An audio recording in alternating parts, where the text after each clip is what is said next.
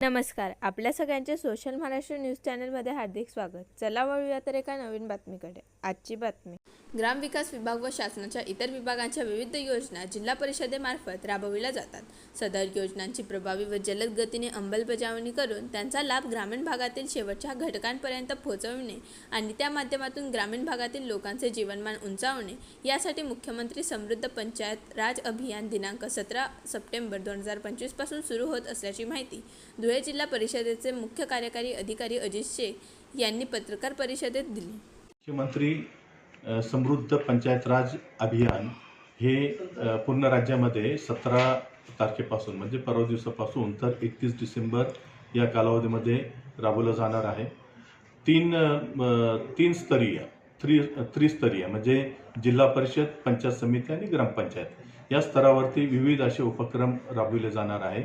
यामध्ये मुख्यत्वे जे केंद्र शासनाच्या योजना आहेत, राज्य शासनाच्या योजना आहेत किंवा उपक्रम आहेत किंवा ज्या काही ॲक्टिव्हिटीज आहेत त्यांना जास्त गती देणं आणि या विकासाच्या या पूर्ण प्रक्रियेमध्ये ग्रामीण भागातील सर्व नागरिकांना व सर्व घटकांना त्यामध्ये सामील करून घेणं हा त्याची पाठीमागचा उद्देश आहे. आणि एक चळवळ तयार व्हावी आणि हे सर्व जे ऑनलाईन सेवा असतील किंवा इतर ज्या काही सेवा असतील त्यांना स्पीड व्हावं, त्यांना जास्त गती मिळावी व विकासाचा वेग वाढवा हा त्याच्या पाठीमागचा उद्देश आहे. तसेच विविध ग्रामपंचायतीमध्ये ज्यावेळेस कॉम्पिटिशन तयार होईल किंवा स्पर्धा तयार होईल तर त्या दृष्टीनं ह्या सगळ्या घटकांना चालना मिळेल, जास्त गती वाढेल हा शासनाचं धोरण आहे. त्या अनुषंगाने काही पुरस्काराची सुद्धा रक्कम सर्व ग्रामपंचायतींना किंवा पंचायत समित्यांना ग्रामपंचायतींना शासनामार्फत दिली जाणार आहे.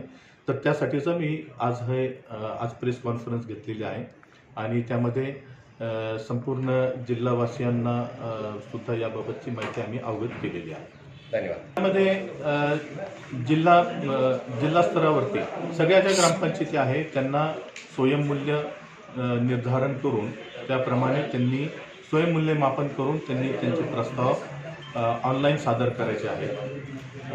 हे जे अर्ज असतील ते तालुका स्तरावरती त्याची छाननी होईल, जिल्हा स्तरावरती छाननी होईल आणि डिव्हिजन लेवलवरती त्याची छाननी होईल, राज्य स्तरावरती छाननी होईल आणि त्यामधून जे चांगल्या ग्रामपंचायती आहे ज्यांनी शासनाने जे निकष दिलेले आहेत त्यामध्ये ज्यांनी चांगल्या प्रकारचं काम केलेलं असेल त्याप्रमाणे त्यांना बक्षिसाचं वाटप केलं जाणार आहे.